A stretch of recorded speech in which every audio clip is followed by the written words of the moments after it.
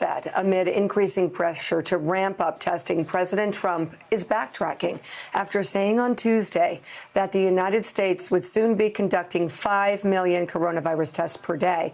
Plus, Dr. Anthony Fauci says an experimental coronavirus drug is showing promising results in a new large study.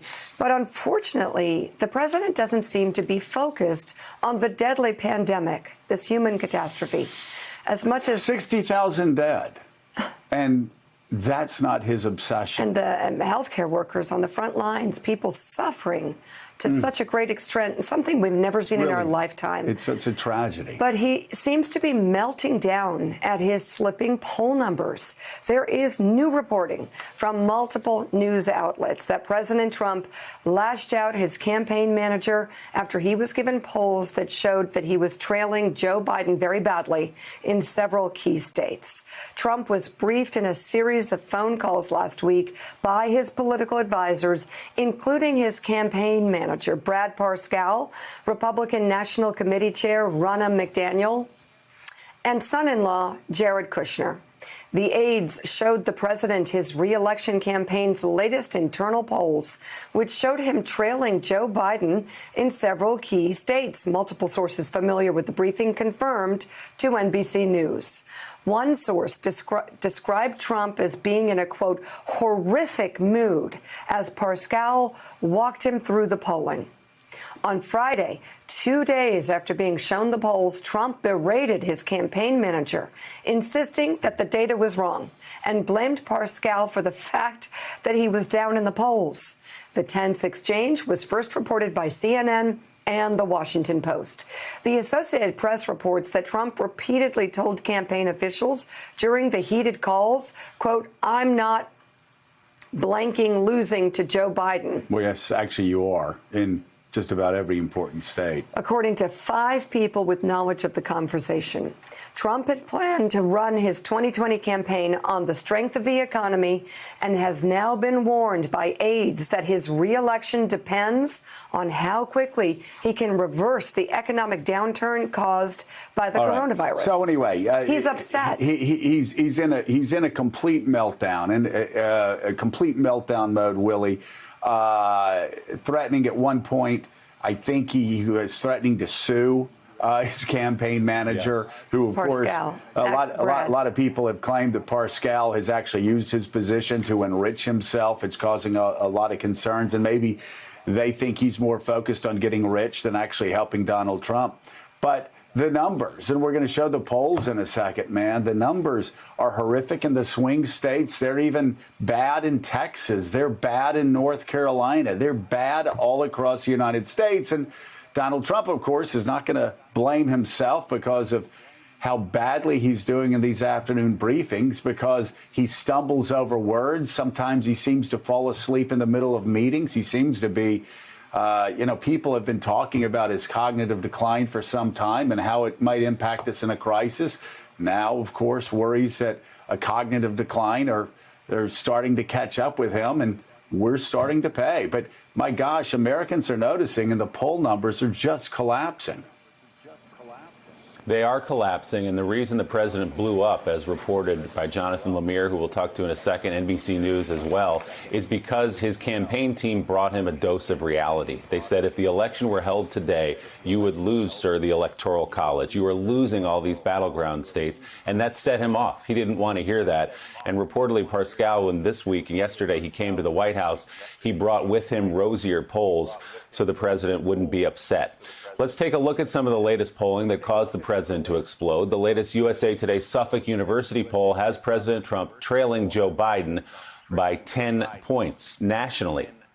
The latest Economist YouGov poll has him trailing Biden by 6 nationally. The latest Emerson College poll has President Trump down 6 as well. Turning now to the key battleground states, and this is what set off the president. The latest Fox News poll showing President Trump trailing Joe Biden by 8 points in Pennsylvania and in Michigan, and by 3 in Florida. In New Hampshire, the president trails by 8 points. In North Carolina, down by 5 points. In Texas, he trails by 1 point. In Texas, he's down a point. In his home state of New York, President Trump trails by 36 points. This, as his latest approval rating sits at 44%. And Jonathan Lemire, as you report in your story in the Associated Press, this campaign team, implored the president to stop holding the daily briefings because they know what's clear to most people, which is that they are not helping his poll standing. And he replied by saying, "But my TV ratings, the ratings are huge. I need to keep going out there." Right. The senior campaign officials came to the White House, spoke to the president on a series of calls to impart two pieces of news. One is they believed, they were seeing in the polls, that his daily coronavirus task force briefings were really hurting him, particularly among seniors. And they wanted to show him the latest wave of battleground state polls, which, as you say, Willie, if the election, they told him, if the election were held that day, he would lose. He snapped back according to our reporting. He grew very angry. He insisted that the briefings were a success, that people wanted to see him watch those, although 2 days later, he did curtail them in the wake of his comments about suggesting that people should be injecting disinfectants. So at least temporarily, those have gone away. But he did. He defied his team there. He told them he didn't believe the polls, which is something he repeated to Reuters in an Oval Office interview conducted late yesterday. That he says he believes he's still winning Florida. He believes he's still winning in the upper Midwest. He points to polls in 2016 that were incorrect. He thinks that is happening again. But those in his senior staff told him that a course correction here is needed and needed quickly, or this election could slip away. And I think for the president also, it was a frustration coming to the surface that just a few months ago, he thought he was going to be running for re-election, making the central argument that he had overseen a robust economy and that he was the right person to see that going, to continue that from the fall and beyond. And now that has gone away as the bad economic stats pile up by the day. And the president is in a state of disbelief, according to our reporting, that he is losing to Joe Biden, a candidate he perceives as weak, up until recently was having trouble fundraising, and someone who, as he declared over and over, he would not lose to, though he mixed in more profanity than I'm allowed to at this hour in the morning. Well, but the meltdown, it's interesting that he's melting down over bad poll numbers that are not the result of the economy so much as they are a result of his daily briefings. We've obviously been saying for weeks now that the president's daily briefings were hurting him and that if he wanted to help himself and help America, he should stop. He couldn't stop. His vanity wouldn't allow him to stop. He didn't listen. And he didn't listen to anybody. And so now, Jonathan, these polls are devastating for him. Down 8 in Pennsylvania, down 8 in Michigan, down in Florida, down by double digits to seniors in Florida, down 5 points in North Carolina. Poll just out has him down in the state of Texas, New Hampshire, once a swing state, down by 8 points in New Hampshire, despite the fact that in New Hampshire there, as well as all these other states, the governors are doing extraordinarily well.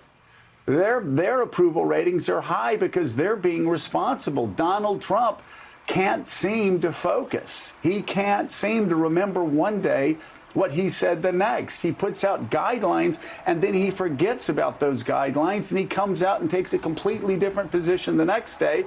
Then he seems to forget that position and he goes to another position the next day. Is there an understanding inside the White House, even among people who have been sycophants for his entire presidency, that Donald Trump is in trouble? That, yes, he is melting down, but that politically he is in trouble because he's just savaged his already bad reputation with these daily briefings?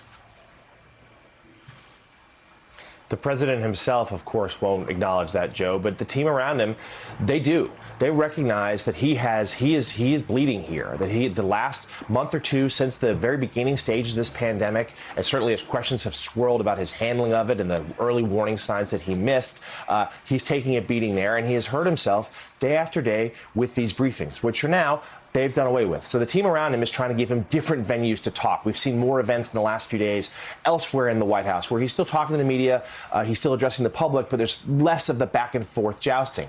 They also have him getting back on the road, though we're a long way from safely having a campaign rally, even though the president is pushing for them. He is going to start traveling again. He's got a trip to Arizona lined up next week, which they hope will send a signal, first of all, to the country that things are, quote, returning back to normal. They want to project that sort of confidence. But it's also a way for him to sort of get out of the White House. They know how frustrated he's been being cooped up, and they wanted to start deploying him, even if it's in official visits, in some of these battleground states. But the choice of that first state, Arizona, is telling. That is now a legit battleground state. And there are worries in the campaign about places like Arizona, about places like Georgia, beyond even the usual litany of the swing states that are going to decide an election. And you're right, Joe. Things right now for this president are looking dire in Florida, and they're looking bad in the upper Midwest, particularly in Michigan. I talked to someone in the last day or so, very close to the president, where they say they've all but written off trying to play in Michigan. His path to re-election is shrinking, and his team believes he needs to change his approach, focus on the economy immediately. The risk with that, of course, too much focus on the economy, not enough on public health, more Americans die. Not only, of course, would that be far more significantly a national tragedy, but would be devastating for his re-election chances. Well, and what's also devastating for his re-election chances, Willie, is the fact that he keeps getting it wrong every day. I mean, again, this is a president on February 22nd said this virus is one person coming in from China. It's going to be gone. We'll be fine. Into February, he's talking about it's 11 people. It'll be down to zero. It'll be 15 people down to zero. In March, he's talking about how it's going to magically go away in April, still comparing it to the flu. Here we are in April.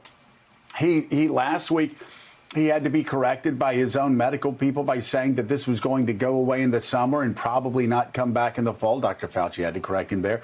Then he started talking about the injection of disinfectants. Dr. Fauci had to correct him there. Talking about people implanting lights.